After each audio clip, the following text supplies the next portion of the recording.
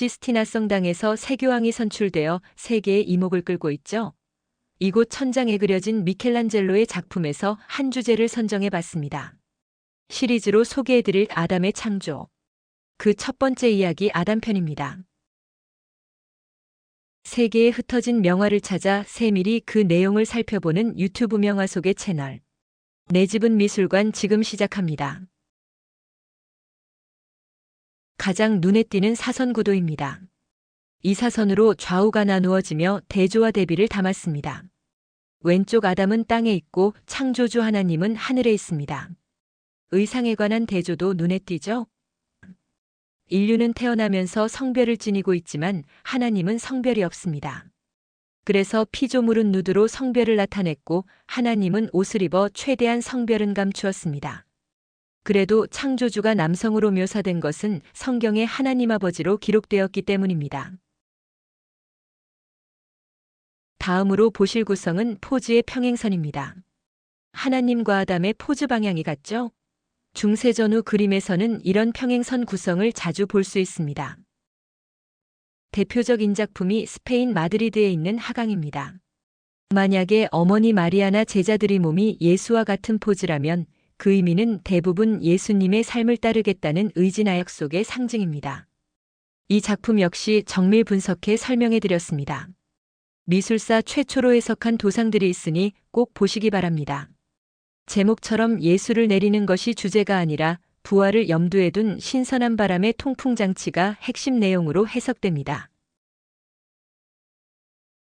그럼 이 그림에서의 평행은 무엇일까요?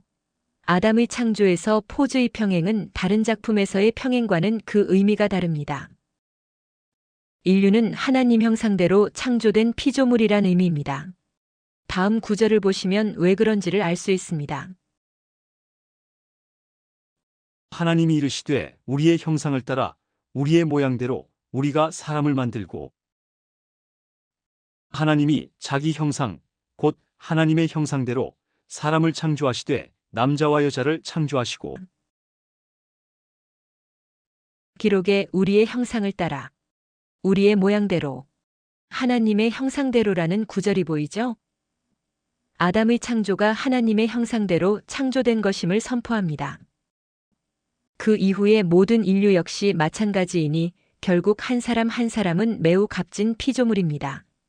삶이 힘든 가운데 놓여질 수 있지만 싸구려 사람은 단 한 명도 없습니다. 붉은 선을 보시면 하나님과 아담이 평면상에 놓여 있죠. 보통 하나님과 인간의 그림은 수직적 구성이 많습니다. 수직적 구성은 하늘에서 땅으로, 창조주에서 피조물에게로 향하는 의미를 담기 쉬운 구성입니다. 사선 구도 속에 대등한 의미가 들어있는 수평 구도인데요. 이것은 종교라는 신의 테두리에서 벗어나려는 인본주의를 중시한 르네상스 세계관의 영향으로도 볼 수 있습니다. 회화 예술에서 가장 극적인 긴장감을 창출한 두 손을 볼까요?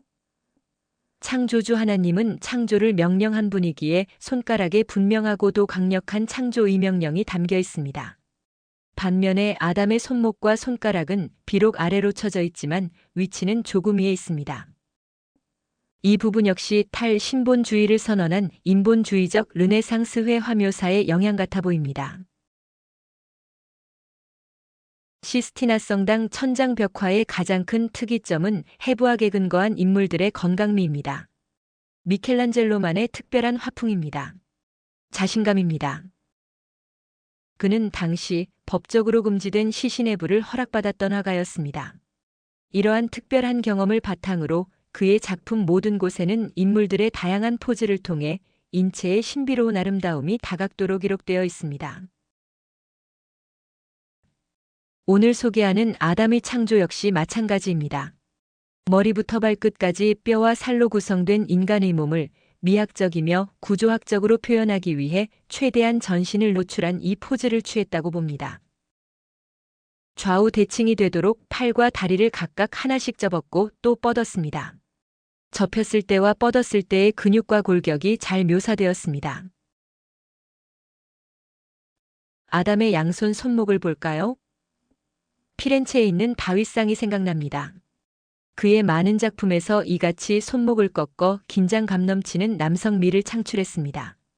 제가 피렌체의 다윗상을 보고는 왜 그가 회화보다 조각을 선호했는지를 짐작할 수 있었습니다. 회화는 인체의 전신을 보여줄 수 없지만 조각은 인체의 모든 것을 담아낼 수 있기 때문입니다. 다윗상은 뒷면을 봐도 정말 아름답습니다. 창조의 재료를 설명하며 이번 그림 여행을 마치겠습니다. 아담은 어떤 재료를 사용해 창조되었을까요? 첫사람 아담은 두 가지 재료로 지어졌습니다. 몸이 재료인 흙과 생명이 되는 생기입니다. 아담이 땅에 있죠? 그가 창조되었을 때 어떤 재료를 사용했는지를 알 수 있는 회화적 표현이 됩니다. 다음은 인간 창조의 재료에 관한 기록입니다. 여호와 하나님이 땅의 흙으로 사람을 지으시고 생기를 그 코에 불어넣으시니 사람이 생명이 되니라. 사람이 죽으면 코로 숨쉬는 것이 멈춰지죠? 기록대로입니다. 인간의 몸을 구성하는 원소가 모두 흙 속에서 발견되는 이유이며 후에 아담이 불순종으로 죽음 아래에 놓이게 되었을 때 하나님께서 너는 흙이니 흙으로 돌아가라는 명령을 하신 이유입니다. 우리는 이 기록대로 흙으로 지어졌고 후에 흙으로 돌아갑니다. 이렇게 육체는 썩어 먼지로 돌아가지만 코에 불어넣은 생기는 절대로 사라지지 않습니다. 내가 흙으로 돌아갈 때까지 얼굴에 땀을 흘려야 먹을 것을 먹으리니 내가 그것에서 취함을 입었음이라. 너는 흙이니 흙으로 돌아갈 것이니라 하시니라. 아담의 창조 시리즈 그 첫 번째 그림 여행을 마칩니다. 작품을 쳐다보니 이런 생각이 듭니다. 비록 내 몸은 첫사람 아담처럼 멋지지 않지만 그래도 창조주의 형상으로 지음받은 귀한 생명체임을 확인합니다. 오늘 잠자리에 들 때 베개를 등 뒤에 대고서 저 아담의 포즈를 한번 취해볼까 하는 생각을 해봅니다. 저는 다음 그림 여행으로 곧 돌아오겠습니다. 그때까지 주님의 평안에 머무시길 기도드리며 다음 시리즈에서 뵙겠습니다.